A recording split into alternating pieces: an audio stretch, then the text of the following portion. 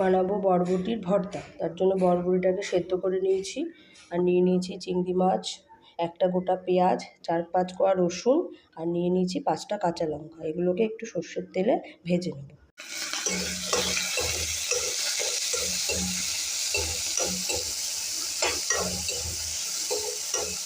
এটা একটু ভালো করে ভেজে নেব।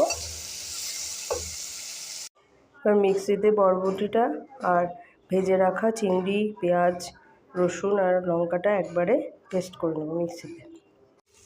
এতে সর্ষের তেল দিয়ে কালো জিরে ফোড়ন দিয়ে বরবটির পেস্টটা দিয়ে দিয়েছি। এবার দেবো স্বাদ মতো নুন আর সামান্য একটু হলুদ।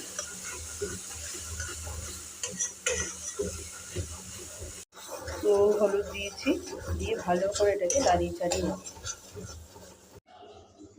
বরবটি ভর্তা তৈরি। কেমন লাগলো